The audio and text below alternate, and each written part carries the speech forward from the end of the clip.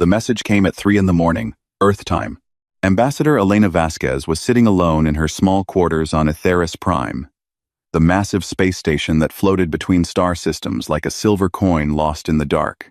She had been reading reports from the colony on New Havana when her screen turned red and a single line of text appeared. Emergency session. Full council. Immediate. She put down her coffee. In 5 years as Earth's representative to the Galactic Council, she had never seen a full emergency call. Not once. She dressed quickly and walked through the long, curved hallways of the station. The walls were made of something that looked like glass but felt like stone, built by a species that had gone extinct long before humans learned to make fire. The station was old. The council was old. Everything in the galaxy, it seemed, was old except for humanity. When she reached the great doors of the Concord Hall, she paused. She could already hear voices inside, not calm, diplomatic voices, but the sharp and fearful sounds of people who were afraid. She straightened her jacket, took a breath, and walked in. The Concord Hall was enormous. It was shaped like a bowl, with 42 seats arranged in a wide circle, each one designed for a different species. Some seats were filled with water. Some were wrapped in heat coils. One was simply a dark cloud of gas held in place by a containment field. In every seat, a representative sat or floated, or hung, and every single one of them looked terrified. At the center of the circle stood High Arbiter Zorath, the chairman of the council. He was tall and thin, with a hard shell covering his body like black armor. His species, the Valith, were insectoid 6 legs, 4 arms, and a face made of sharp angles and tiny golden eyes. He was over 300 years old and had led the council for most of that time. Elena had never seen him look worried before. Tonight, his golden eyes moved too quickly, and his upper arms were folded tight against his chest. "The session is now open," Zorath said. His voice was translated by the station's systems into a flat, calm tone, but Elena could hear the clicks underneath, fast and uneven. He activated the central holo display. A map of the galaxy appeared, glowing blue and white. Then 3 star systems near the outer edge turned red, one after another. "The Ven Dominion has attacked," Zorath said. 3 Sovereign Council species, the Elori, the Droon, and the Makaran, have been invaded. The Makaran homeworld has been destroyed. Completely. Early estimates suggest 4 billion dead. The hall went silent. Elena felt her stomach drop. 4 billion. She had visited the Makaran homeworld once. It had been covered in golden forests that sang when the wind blew through them. Now it was glass and ash. Zorath continued. The Ven Dominion was a military empire from the Outer Rim. They had been growing for centuries, conquering smaller species that had no council protection. But now they had crossed the line.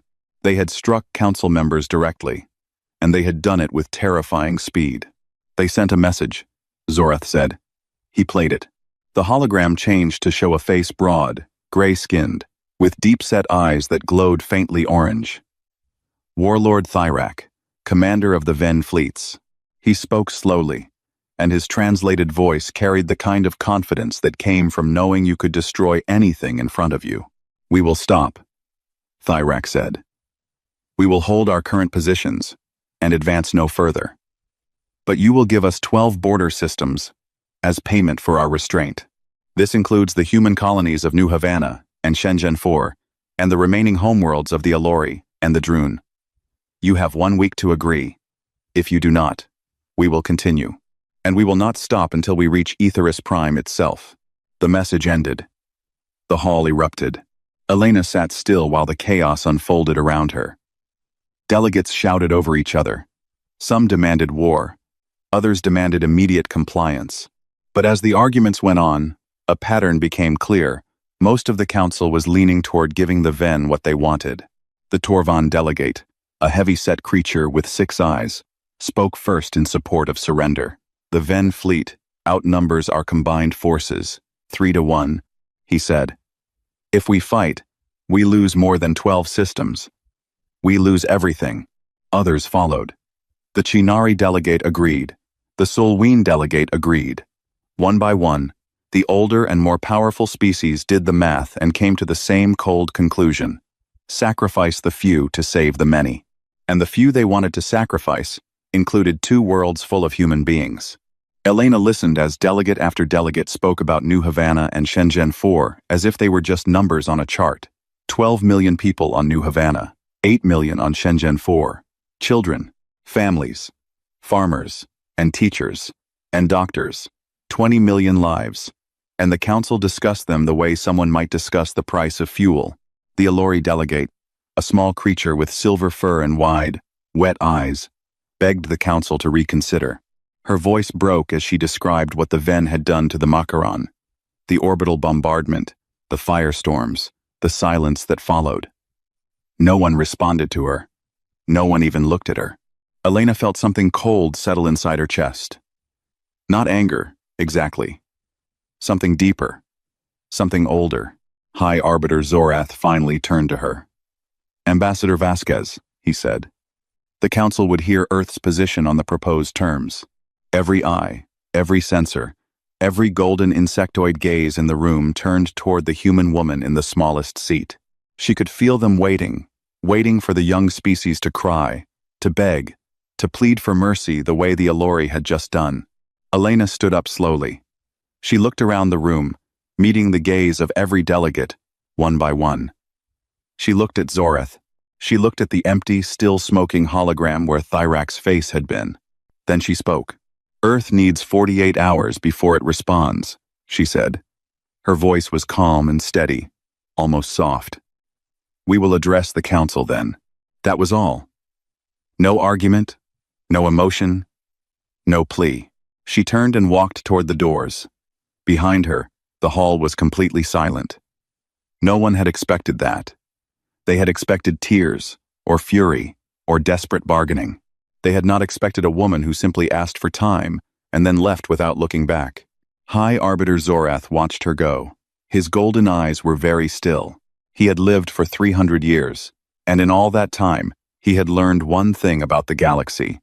The species that screamed were never the dangerous ones. The dangerous ones were the ones who went quiet. And right now, humanity had gone very, very quiet. Elena's message reached Earth 7 minutes after she left the Concord Hall. It was short, just 2 words and a code. The 2 words were, "It's time." The code was, Blackthorn. Deep beneath the old city of Geneva, in a bunker that did not officially exist, a red light began to flash. It had never flashed before. The people who worked in that bunker had spent their entire careers hoping it never would. Now it was flashing, and every single one of them felt their blood go cold. Within the hour, the president of the United Earth government was briefed. Within 2 hours, sealed orders were opened in military installations across human space orders that had been written decades ago, updated every year, and never once activated. Within 4 hours, the largest secret in human history began to move. Fleet Admiral Kalen Rourke was sitting on the porch of his house in northern Canada when the call came. He was 63 years old, retired for 5 years, and he had been watching the snow fall on the pine trees across the lake. His face was hard and lined, with a scar that ran from his left temple to his jaw, a gift from a border skirmish 20 years ago that had also taken his daughter from him. The phone rang. He looked at the screen. He closed his eyes for a moment. Then he answered. "Admiral Rourke," said the voice on the other end. "Blackthorn is active. A transport is landing at your location in 12 minutes. He didn't ask questions. He went inside, put on his uniform, and was standing on his front porch with a packed bag when the military shuttle broke through the clouds and landed on his frozen lawn. 3 hours later, he was standing inside Fort Achilles. Fort Achilles was hidden in the Oort cloud, the vast shell of ice and rock that surrounded the solar system far beyond the orbit of Pluto. From the outside, it looked like just another frozen rock drifting in the dark. From the inside, it was the most advanced military installation humanity had ever built. A hollowed-out asteroid filled with command centers, weapons labs, training facilities, and docking bays large enough to hold a city. And ships. Thousands of ships. Rourke stood on the main observation deck and looked out through the reinforced glass at the cavern below. Row after row of warships sat in their docks, dark and silent. Their hulls painted the color of deep space. Destroyers, cruisers, Carriers, dreadnoughts, 4,000 vessels, each one armed with weapons that no other species in the galaxy knew existed. This was the Phalanx. A woman walked up beside him. Dr. Lian Zhao was small, quiet, and wore glasses that she didn't need. She had perfect vision, but she said the glasses helped her think. She was 51 years old, and had spent the last 25 of those years building things that could end worlds. "Admiral," she said. "Welcome back." "Doctor," he said. "I wish it were under better circumstances." She nodded and handed him a tablet. On it was the full briefing: the Ven invasion, the Council's cowardice, Elena's 48-hour request, and the classified intelligence that Earth's spy networks had been gathering on the Ven for the past 60 years. Rourke read it all. Then he looked up. "How long have we known the Ven would do this?" "We predicted it 30 years ago," Zhao said. Their expansion pattern was obvious. Every 50 years, they push further in. The Council talks. The Council surrenders territory. The Ven grow. It's a cycle, and no one ever breaks it. Until now. Until now. She led him deeper into the station, through corridors that hummed with energy and activity. Technicians ran past them. Engineers shouted orders. Pilots suited up in silence, their faces serious and pale. The entire base had come alive in a matter of hours, like a sleeping giant that had finally opened its eyes. They reached the weapons lab. Zhao placed her hand on a scanner, and a heavy door slid open. Inside was a room filled with cold blue light, and a single weapon sitting on a raised platform in the center. It was not large, about the size of a man's torso, and it was perfectly smooth, without markings or seams. It looked almost peaceful. "Collapse warhead," Zhao said. "Mark 7th. Each one creates a localized gravitational singularity on detonation. A temporary black hole, if you want to think of it simply. It lasts for approximately 4 seconds. In those 4 seconds, it pulls in everything within a radius of 200 kilometers and crushes it into nothing." Rourke stared at it. "How many do we have?" "Enough," Zhao said quietly. He understood what she meant. Enough to break a fleet, enough to crack a planet, enough to end a civilization, if the order was given. "The Council has no idea," Rourke said. It wasn't a question. "No one does. For 130 years, we've shown the galaxy a small defense fleet, just enough to look like we could protect our borders and not a ship more. We let them think we were weak. We let them think we were children. And behind the curtain? Behind the curtain, we studied every war this galaxy has fought for the last 10,000 years. Every conflict. Every betrayal. Every time the Council sold out a smaller species to keep the peace. And we made a decision made by every government Earth has had since we first reached the stars." She looked at him with calm, steady eyes. "We decided that we would never be the species that gets sacrificed." Rourke nodded slowly. He thought about his daughter. He thought about the Makaran. 4 billion people turned to dust because the Council was too afraid to fight. He thought about New Havana, where children were right now going to school, playing in parks, growing up under an alien sun, completely unaware that a room full of alien politicians had just voted to hand them over to monsters. No, not on his watch. He walked to the main command center and stood before the central console. 200 officers looked up at him, waiting. "Ladies and gentlemen," he said, "Operation Downfall is active. All ships will be combat ready within 36 hours. Navigation has already plotted our jump coordinates, not to our borders, not to the Ven front lines, but to the heart of Ven space itself. We're not going to defend. We're going to show up on their doorstep and tell them to go home." He paused and looked around the room. "And if they don't go home, we will make sure they never leave home again." The room was silent for a moment. Then every officer stood and saluted. On the observation deck, Zhao stood alone and watched through the glass as the first ships began to power up. Their engines glowed blue in the dark cavern, one after another, like stars being born. She placed her hand on the glass and whispered something to herself. Not a prayer, exactly, but close. She had built these weapons because she believed they would keep people safe. She had spent 25 years of her life perfecting the science of destruction so that it would never need to be used. That was the idea. That was always the idea. But now the ships were moving, and the warheads were armed, and somewhere far away, an empire of killers was deciding whether or not to call humanity's bluff. The problem, Zhao thought, was that it wasn't a bluff. Back on Aetheris Prime, Elena sat in her quarters and prepared a single data chip. It was small enough to fit in her palm. It contained enough information to change the balance of power in the galaxy forever. She held it up to the light and turned it slowly between her fingers. 48 hours. The Council had given her 48 hours because they thought she needed time to accept the inevitable. They thought she would come back broken and ready to surrender. They had no idea what was coming. The 48 hours passed slowly for the galaxy, and not slowly enough for anyone on Earth. When Elena Vasquez walked back into the Concord Hall, every seat was filled. Word had spread. Not just to the 42 council species, but beyond to the trade guilds, the science collectives, the independent stations that orbited distant stars and listened to council broadcasts the way ancient humans once gathered around fires. The galaxy was watching. The hall was quieter than before.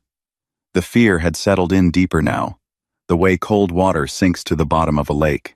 In the 2 days since the emergency session, the Ven had continued to tighten their grip on the 3 conquered systems. Reports of atrocities had leaked through cities burned, populations forced into labor camps, entire continents declared Ven territory. The Alori delegate had not stopped crying. The Droon delegate had not spoken at all. And there, projected in the center of the hall, was the hollow link of Warlord Thyrak. He had demanded to attend the session. He wanted to watch the council accept his terms. He sat in a large chair made of something that looked like bone, and his orange eyes glowed with the lazy confidence of a predator watching trapped prey. High Arbiter Zorath opened the session. His voice was formal and controlled, but his 4 arms were pressed tightly against his sides, a sign, in his species, of deep discomfort. Ambassador Vasquez, he said. Earth requested 48 hours. That time has passed. The Council will now hear humanity's response to the terms proposed by the Vian Dominion. Elena stood. She was wearing a simple dark suit. No medals, no symbols of rank, nothing decorative. She carried only the small data chip in her right hand. She walked to the center of the hall, her footsteps echoing in the silence, and she placed the chip into the central console. The holographic display activated. At first, nothing appeared. Then, slowly, data began to fill the air maps, numbers, coordinates, fleet positions, supply routes, communication codes, personnel files, defense grid blueprints. Layer after layer of information unfolded like pages of a book that should never have been opened. It was the Vian Dominion. All of it. Every military secret they had. Every fleet. Every base. Every bunker. Every weakness. The hall went completely still. Thyrak's face changed. The lazy confidence cracked, just slightly, like the first line in a sheet of ice before it breaks. He leaned forward in his bone chair. "What is this?" he said. Elena did not look at him. She let the data speak for itself. The council delegates stared at the hologram with wide eyes and open mouths. The level of detail was beyond anything they had ever seen. The Torvan delegate, who commanded one of the largest intelligence networks in the galaxy, whispered to his aide that even he did not have a tenth of this information. High Arbiter Zorath's golden eyes moved across the data. "Ambassador Vasquez," he said slowly, "how did Earth obtain this?" Elena looked at him. "We watched," she said simply. "We have been watching for a very long time." She stepped closer to the hologram and gestured. The data reorganized itself, and a map of Ven space appeared, their homeworld, Corvaxis, glowing red at the center.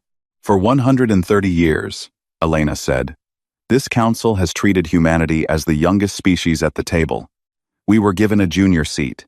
We were told to be patient.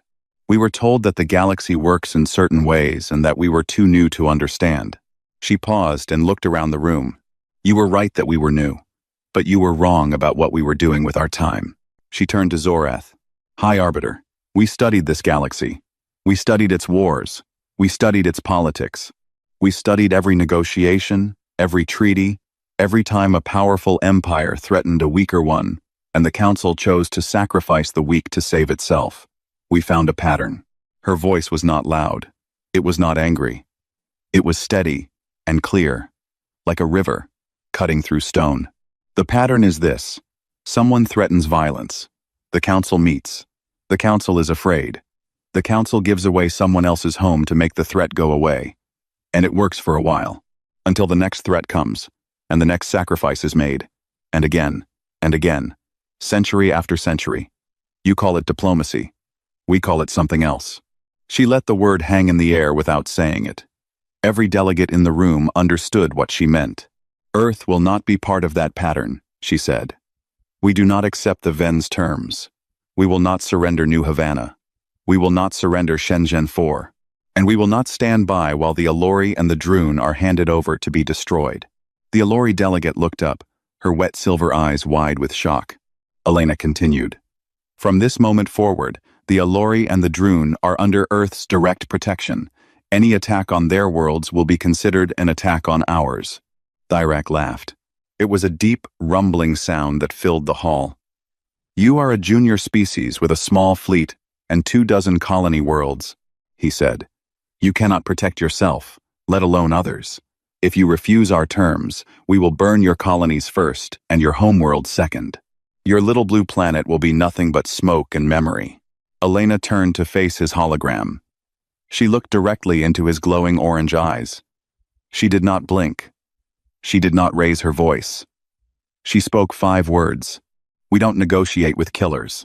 Then she tapped the console. The holographic display changed. The map of Ven space was replaced by a live feed, a real-time visual transmission from deep space. The image showed stars, empty and cold. Then the stars began to disappear, blocked out by shapes moving across them. Dark shapes, thousands of them. Ships. They came out of nowhere, dropping out of faster-than-light travel in perfect formation. Destroyers first, then cruisers, then carriers, then the massive, terrible shapes of dreadnoughts, each one larger than most space stations. They kept coming, wave after wave, filling the screen, filling the space around them until the stars themselves were hidden behind a wall of metal and weapons. 4,000 warships, the Phalanx. Humanity's hidden armada, built in secret over the course of a century, now fully deployed and positioned at the edge of Ven space. The hall erupted. Delegates screamed. Some stood up. Some stumbled backward. The Torvan delegate knocked over his water tank. High Arbiter Zorath's golden eyes went wider than Elena had ever seen them, and his upper arms fell open, a gesture of absolute shock in his species. Elena spoke over the chaos. Earth has given the Ven Dominion a counteroffer. Full withdrawal from all conquered territories, all 3 systems, 72 hours, unconditional, non-negotiable. She looked at Thyrak's hologram. The warlord was no longer laughing. He was no longer smiling. His orange eyes were fixed on the live feed of the fleet that was already within striking range of his homeworld. If the Dominion does not comply, Elena said, our fleet will not stay at the border. We will advance. We will not stop at your military targets. We will come for Corvaxis itself, and we will end this. She let the silence fill the room. You have 72 hours, warlord. Use them wisely. Thyrak stared at her. His mouth opened slightly, then closed. For the first time in his long career of conquest and cruelty, he had nothing to say. The hololink disconnected. Elena turned back to the council. 42 species looked at her. Their faces, those that had faces, were pale with shock, wide with disbelief, tight with fear. But the fear was no longer directed at the Ven. It was directed at her, at Earth, at the quiet little species that had sat in the smallest seat and smiled politely for 130 years while building an armada that could break empires. High Arbiter Zorath was the first to speak. His voice was barely above a whisper. How? He said. How did we not know? Elena picked up her data chip, placed it in her pocket, and looked at him with calm, dark eyes. Because you never thought to look, she said. She returned to her seat, the smallest seat in the Concord Hall, and sat down. She folded her hands in her lap. She waited. The galaxy held its breath. On the Veen homeworld of Corvaxis, the mood had changed. The capital city of Drevnok was built into the side of a massive black mountain, its towers carved from stone and metal, rising like teeth against a sky that was always gray. The Ven had ruled from this mountain for over 1,000 years. They had sent fleets from its shadow to conquer dozens of species. They had never once been afraid of anything that lived beyond their borders. Until now. Warlord Thyrak stood in the war chamber, a vast underground room lit by orange fire globes that hung from the ceiling like burning eyes. Around him sat the 12 members of the Ven High Command generals, fleet commanders, intelligence chiefs. These were the most powerful military minds in the Dominion, beings who had planned the destruction of civilizations over dinner and slept well afterward.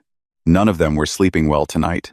"It is a trick," said General Corvus, the oldest member of the command. He was missing one arm, lost in a campaign 40 years ago, and his gray face was twisted with anger. "The humans are weak. Everyone knows this. They have a small fleet, a few colonies. They sit in their little corner of the galaxy and do nothing. This so-called armada is an illusion, projected images, sensor tricks, nothing more." Thyrak said nothing. He simply activated the display on the central table. It showed the latest report from Veen intelligence, not projections, not estimates, but confirmed sensor data from 3 separate scout ships that had approached the human fleet from different angles. The fleet was real.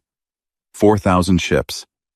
The energy signatures coming off their weapon systems were unlike anything in the Ven database.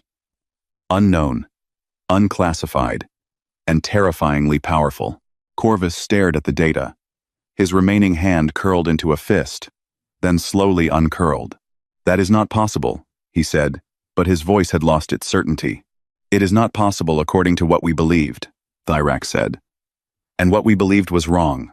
He pulled up another file, the intelligence dossier that the human ambassador had displayed before the council.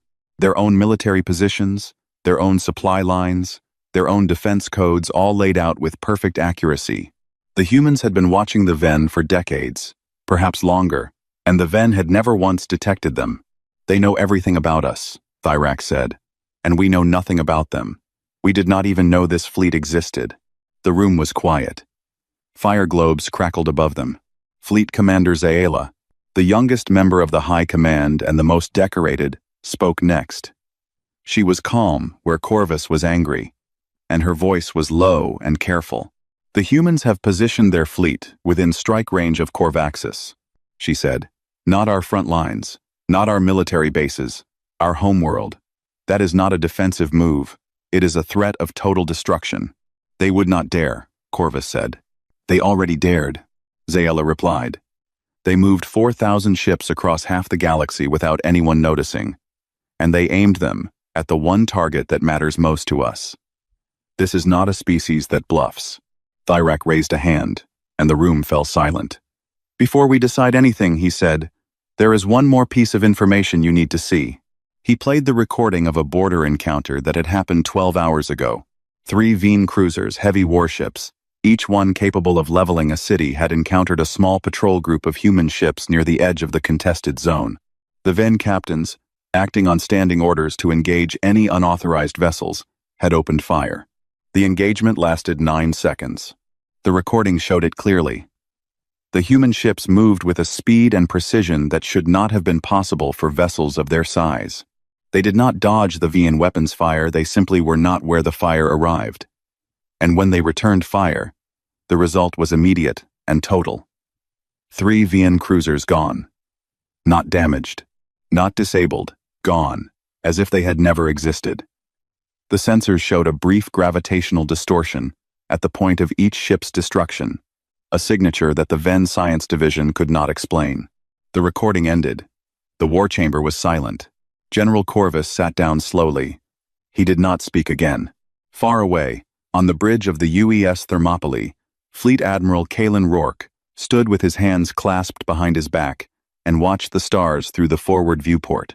The Thermopylae was the flagship of the Phalanx, a dreadnought 3 kilometers long, carrying enough firepower to crack a moon. Around it, the rest of the fleet held formation in perfect silence, their running lights dimmed, their weapons hot, waiting. Rourke had not slept in 36 hours. He did not feel tired, He felt the way he always felt before a potential engagement, sharp, focused, and deeply aware of the weight on his shoulders.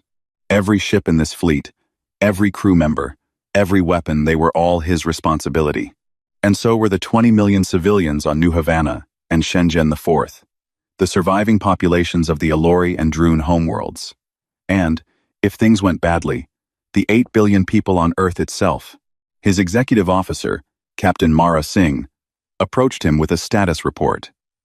All ships report combat ready, Admiral. The fleet is holding position. 59 hours remaining on the deadline. Any movement from the Ven? Their main fleet is still positioned around the 3 conquered systems. No advance toward us. No retreat either. They're sitting still. They're thinking, Rourke said. Yes, sir. He turned from the viewport and walked to his private office, a small room behind the bridge with a desk, a chair, and very little else. On the desk was a photograph in a simple frame. It showed a young woman with dark hair and her father's eyes, laughing at something outside the frame.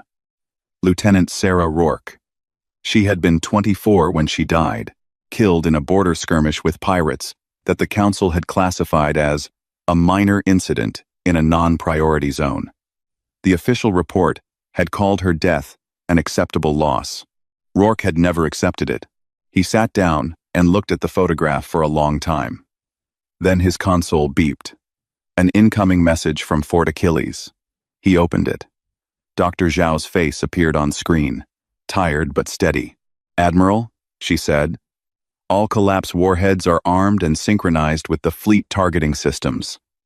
If you give the order, they can deploy within 4 minutes. Understood. There was a pause. Zhao took off her unnecessary glasses and rubbed her eyes. Kalen, she said, dropping the formality. They had known each other for 20 years. Do you think it will come to using them? He looked at the photograph on his desk. He thought about 4 billion Makaran who had died because no one was willing to fight for them. He thought about the Alori delegate crying in the conquered hall while the galaxy looked away. He thought about every species that had ever been sacrificed on the altar of someone else's peace. I hope not, he said. But hope isn't a strategy. Zhao nodded. She understood. She had built these weapons for exactly this reason, not to use them, but to make sure the people who would use them against others had a reason to stop. Deterrence. The oldest game in human history. The game that only worked if the other side believed you would follow through. Lean, Rourke said. Yes? If they call our bluff, if they push, and I have to give the order how many will die on Corvaxis. She put her glasses back on. Her face was very still. The entire planet, she said. 11 billion. The number hung between them like a stone in the air. I need you to know something, Rourke said. If I give that order, it won't be out of anger. It won't be revenge. It will be because they gave us no other choice. And because if we back down now, the next species that sits in that junior seat on the council will be the one that gets sacrificed. I know, Zhao said softly. That's why they chose you. The call ended. Rourke sat alone in the quiet room. Outside, 4,000 ships waited in the dark, armed with weapons that could end worlds. Inside, one man carried the weight of a decision that no one should ever have to make. 59 hours. The clock was ticking, and on the other side of the galaxy, in a war chamber carved into a black mountain, the most feared military empire in the known universe was doing something it had never done before. It was afraid. 6 hours remained on the deadline when the message came. Elena was standing in her quarters on Atheris Prime, staring out the window at the endless black of space, when her console lit up. It was not a council transmission. It was not routed through the diplomatic channels. It came directly to her, on a frequency that only Earth's communication systems could decode. The Ven had figured out how to reach her personally. That alone told her something important. They had been paying attention. She opened the transmission. Warlord Thyrak's face appeared on the screen. He looked different. The arrogance was gone. The lazy glow in his orange eyes had dimmed to something quieter. Something Elena had never expected to see on a Veen face. He looked tired. For a long moment, neither of them spoke. Then Thyrak leaned forward in his bone chair and said, in a voice stripped of all pretense, all theater, all the performance of power, the Dominion accepts your terms. Elena felt her heart beat once, hard, in her chest. She kept her face still. Full withdrawal, she said. All 3 systems? All 3 systems. Our fleets will begin pulling back within the hour. The Alori and Droon homeworlds will be cleared within 48 hours. Your colonies will not be touched. Unconditional? Thyrak's jaw tightened. This word cost him more than anything. For a species that had built its entire civilization on dominance, on never bending, on taking whatever they wanted because no one could stop them, the word unconditional was like swallowing poison. Unconditional, he said. Elena nodded once. Earth acknowledges the Dominion's compliance. Our fleet will hold its position until the withdrawal is confirmed. If any Ven vessel deviates from the retreat, the agreement is void. Thyrak stared at her for a long time. Then he asked a question that she did not expect. Why? He said. You could have demanded territory. You could have demanded reparations. Your fleet is at our doorstep. You could have demanded anything, and we would have had no choice but to give it. Why did you ask for nothing? Elena looked at him through the screen. She thought about what to say. She could have given him a political answer, something about strategy, about long-term stability, about the balance of power. But she didn't. She told him the truth. Because that's what makes this real, she said. If we took your territory, we would just be the next empire, the next Ven, the next species that takes from the weak, because it can. We didn't build that fleet to conquer. We built it to make sure no one else has to die because the galaxy was too afraid to say no. Thyrak said nothing for several seconds. Then he did something that Elena would remember for the rest of her life. He lowered his head not much, just slightly, just enough. Among the Ven, it was the closest thing to a gesture of respect. The transmission ended. On the bridge of the Thermopylae, the message reached Admiral Rourke 3 minutes later. Captain Singh delivered it personally, and her voice cracked slightly as she spoke. Admiral, the Veen have accepted. Full withdrawal. Unconditional. Rourke stood very still. Around him, the bridge crew held their breath. He could feel the weight of the moment pressing down on him, the weight of weeks of preparation, of sleepless nights, of a decision that had hung over his head like a blade. Then he exhaled. Slowly, deeply. A breath he felt like he had been holding for years. Stand down weapons, he said. All ships maintain position.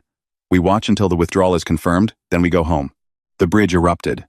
Not in cheers, this crew was too disciplined for that, but in something quieter. Relief. Shoulders dropping, hands unclenching. A few officers wiped their eyes and turned away so no one would see. Captain Singh gripped the railing in front of her and let out a breath of her own. It was over. On Aetheris Prime, the Galactic Council convened for what would become the most important session in its history. The Ven withdrawal was confirmed within hours.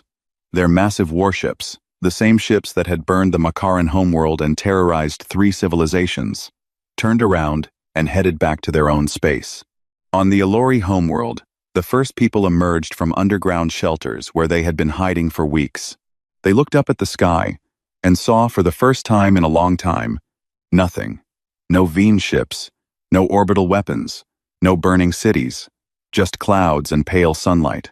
An Alori child, small and silver-furred, pulled on her mother's hand and pointed up. Are they gone? She asked. Yes, her mother whispered. They're gone. Who made them go? Her mother did not have a word in her own language for the species that had saved them. She used the human word instead. Humans, she said. The child looked up at the sky and repeated the word softly, as if learning it for the first time. In the Concord Hall, High Arbiter Zorath addressed the full council. His voice was careful and measured, but there was something underneath it that had not been there before: humility. The crisis is resolved, he said. The Ven Dominion has withdrawn. The conquered systems are being liberated. This outcome was achieved entirely through the actions of Earth and its representatives. He turned to Elena. Ambassador Vasquez, the Council wishes to know, what does Earth want in return for its intervention? Territory? Expanded representation? Trade concessions? Name your price, and the council will honor it. Elena stood. She looked around the room at the 42 species that had, just days ago, been ready to trade her people away like cargo. She felt no anger toward them. She understood fear. She understood the instinct to survive at any cost. But she also understood that survival without principle was just another word for slow death. Earth wants one thing, she said. A new law. A permanent, binding resolution that no member species of this council will ever again be offered as a bargaining chip to an aggressor. No homeworld will be surrendered. No population will be traded. No civilization will be sacrificed so that others can avoid a fight. She paused. If this council is going to mean something, if it is going to be more than a place where the powerful negotiate away the lives of the weak, then it needs to stand for something that cannot be negotiated. The hall was silent. Zorath looked at her for a long time, his golden eyes unreadable. Then he turned to the council. The motion is on the floor, he said. All in favor. Every seat in the chamber lit up green, every single one. Even the species that had argued loudest for surrender, even the Torvan, even the Kinari, they all voted yes. Some of them, Elena suspected, voted out of genuine conviction. Others voted because they had just watched a junior species deploy a secret armada and stare down the most feared empire in the galaxy without blinking. And they were smart enough to know which way the wind was blowing. Either way, the resolution passed. Unanimously. In the days that followed, the galaxy changed. Not all at once galaxies are large, and change moves slowly through them, like light through deep water. But it changed. 14 species formally requested alliance treaties with Earth. The Alori ambassador, her silver fur still matted from weeks of hiding, came to Elena's quarters and said nothing. She simply took Elena's hand in both of hers and held it. That was enough. The Ven Dominion retreated behind its borders and went quiet. Intelligence reports suggested that Thyrak had begun reforms within the Dominion, though whether out of genuine change or simple fear was impossible to say. It didn't matter. What mattered was that the killing had stopped. On Aetheris Prime, workers installed a new seat in the Concord Hall. It was larger than Elena's old one. It was placed in the inner ring, among the senior species. No one objected. And far away, in the cold silence between stars, the phalanx began its long journey home. 4,000 ships moved through the dark in perfect formation, their weapons cold, their engines humming softly. They had crossed half a galaxy prepared to fight a war that would have killed billions. They were going home without firing a single shot in anger. On the bridge of the Thermopylae, Admiral Rourke stood alone at the viewport. The stars moved slowly past white, blue, gold. His console beeped. A message from Dr. Zhao, at Fort Achilles. It was short, just one line. We didn't have to use them. He read it twice. Then he picked up the photograph from his desk, his daughter, laughing. Forever young, forever gone. He held it against his chest for a moment. That was always the point, he said quietly. He set the photograph down, straightened his uniform, and walked back to the bridge. There was a fleet to bring home. There were crews who hadn't seen their families in weeks. There were colonies full of people who would never know how close they had come to annihilation. And that was fine. That was exactly how it should be. The whole point of carrying the weight was so that others didn't have to. The Thermopylae sailed on through the dark, leading its fleet toward a small, blue world orbiting an ordinary star. Behind them, the galaxy whispered. On trading posts and space stations, in the halls of alien governments and the classrooms of alien children, in the deep places where old species kept their histories and their fears, a new story was being told. It was the story of a young species that had been underestimated, overlooked, and dismissed, a species that had sat quietly in the smallest seat and watched and waited and built something in the dark. A species that, when the moment came, did not ask for power or revenge or glory. It asked only that the galaxy be better than it was. And when they spoke of Earth, they spoke of it differently now, not with pity, not with dismissal, not even with fear, though the fear was there, buried deep. They spoke of it the way you speak of a storm that could have destroyed everything but chose instead to clear the sky. They spoke of it with respect. And somewhere, on a dozen liberated worlds, children looked up at unfamiliar stars and asked who had saved them. The answer moved through the galaxy like a wave, quiet and unstoppable, carrying with it a truth that the universe would not soon forget. The humans came, not for conquest, not for profit, not for power. They came because it was right, and they would come again.